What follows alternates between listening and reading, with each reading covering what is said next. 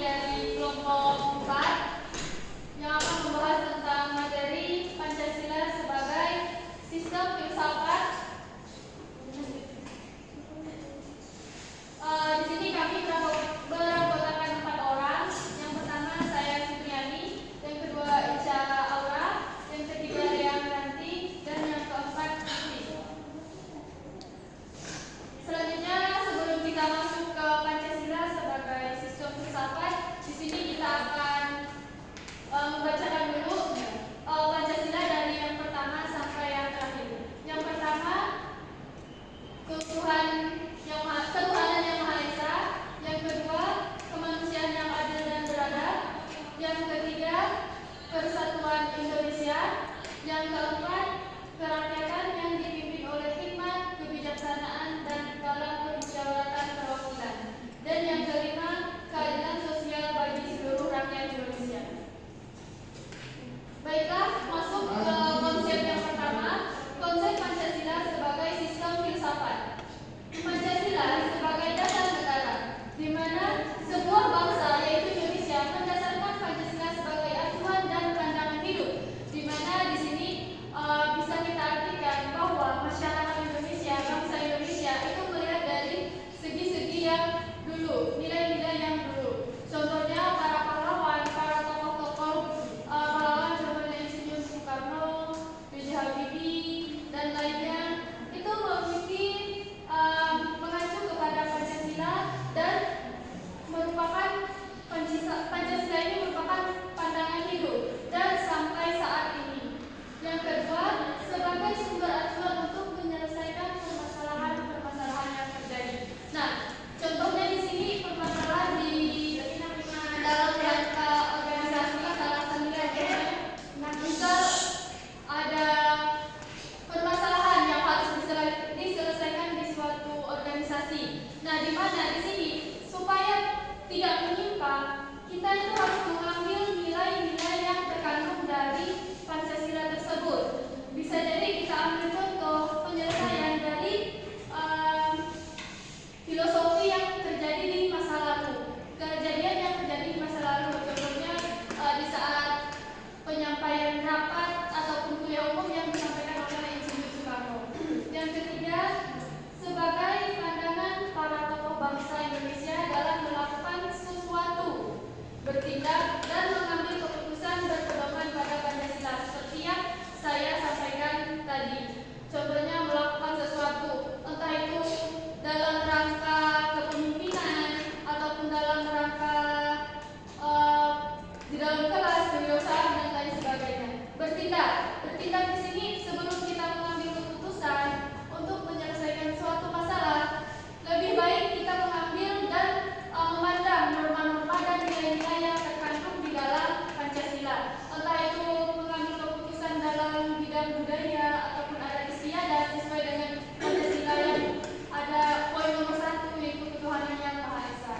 Dan selanjutnya yaitu Pancasila sebagai sistem filsafat, artinya di mana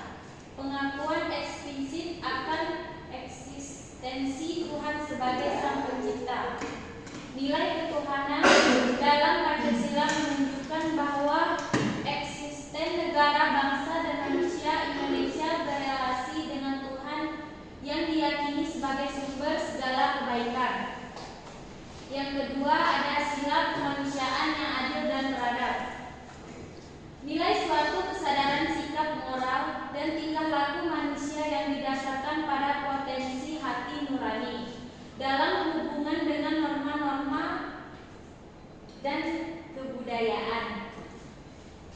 Yang ketiga, sila persatuan Indonesia, landasan untuk menjaga persatuan dan kesatuan bangsa Indonesia. Yang kelima, ada sila kerakyatan yang dipimpin oleh hikmat kebijaksanaan dalam permusyawaratan atau perwakilan. Pemerintah dari rakyat, oleh rakyat, dan untuk rakyat dengan cara musyawarah mufakat melalui lembaga-lembaga perwakilan. Terus yang kelima, ada keadilan sosial bagi seluruh rakyat Indonesia. Seluruh rakyat Indonesia berhak mendapatkan perlakuan yang baik.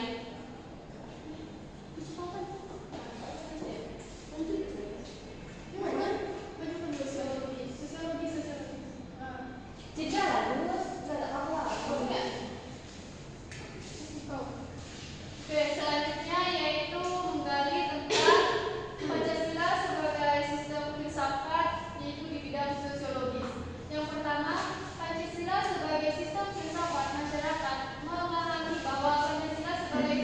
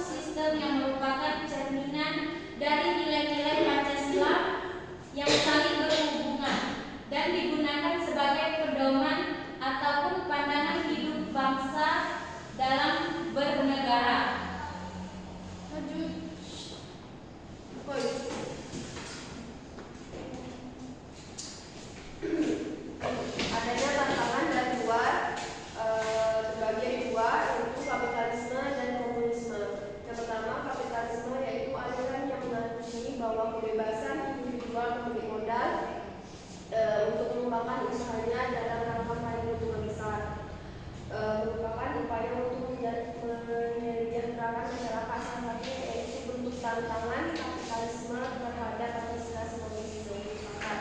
Yang kedua, komunisme, yaitu sebuah paham yang muncul sebagai reaksi atau perkembangan kapitalisme sebagai komunisme masyarakat liberal.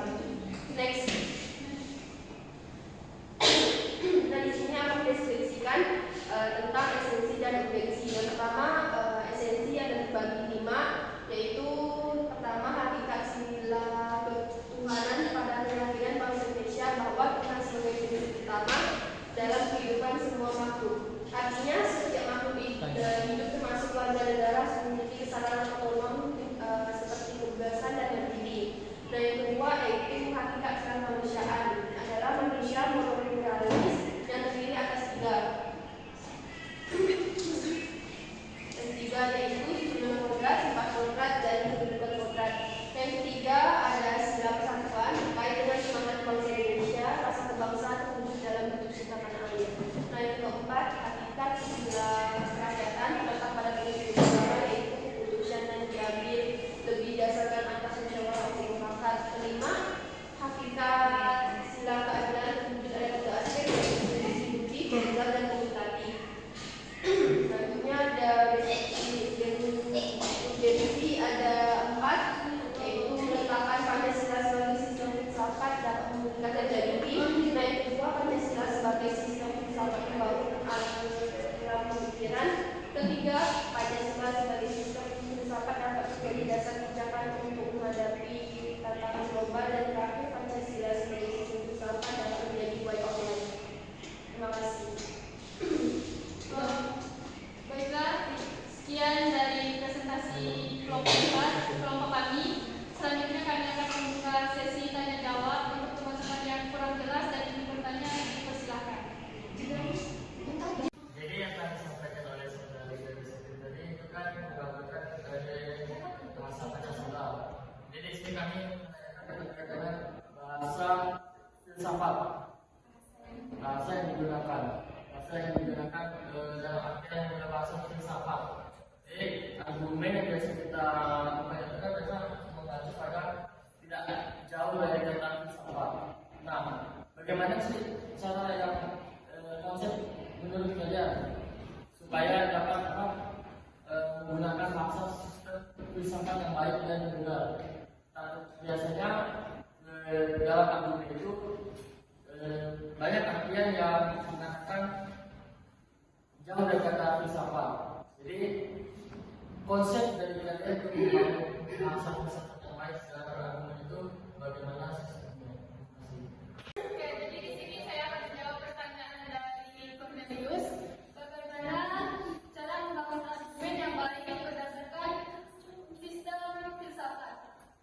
Nah, di sini pemikiran bangsa Indonesia itu sudah termasuk terpengaruh karena pada zaman sekarang mudah sekali untuk kita mendapatkan informasi dari luar, budaya dari luar. Nah, di sini Pancasila merupakan sebagai norma atau nilai-nilai atau sebagai acuan untuk kita untuk membangun argumen. Contohnya, kalau misalnya kita mau membangun argumen tentang perdebatan apapun, kita bisa mengambil nilai dari Pancasila tersebut. Baik, terima kasih. Sebelumnya perkenalkan kami dari kelompok 5 ingin bertanya terkait dengan bagaimana sih cara membangun argumen yang baik dengan cara bahasa sistem filsafat dari kelompok yang tadi kita sampaikan. Jika saya akan memberikan pertanyaan dari Cornelius, di sini arti dari filsafat yaitu merupakan filosofi adalah metodologi yang mengkaji pertanyaan-pertanyaan umum dan asasi, di mana di sini pertanyaan-pertanyaan yang ekstensi, penalaran, dan nilai-nilai luhur yang akal budi dan bahasa, di mana artinya di sini filsafat itu yang termasuk ke hal-hal yang masuk akal dan juga diambil dari nilai-nilai leluhur. Nah, di sini nilai-nilai leluhur Pancasila itu banyak sekali kita ambil contoh dari kuliah umum yang diadakan dari Insinyur Soekarno ataupun pendapat yang B.J. Habibie sampaikan. Nah, selanjutnya di sini kita kalau misalnya ingin menyampaikan argumen berdasarkan sistem filsafat, kita itu harus mengambil dari nilai-nilai Pancasila. Karena Pancasila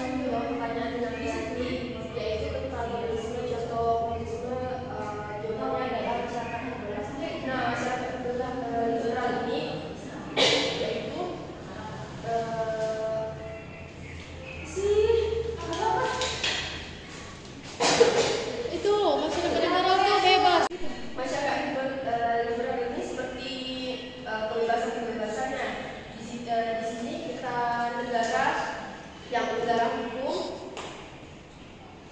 Negara hukum. Nah, di sini kita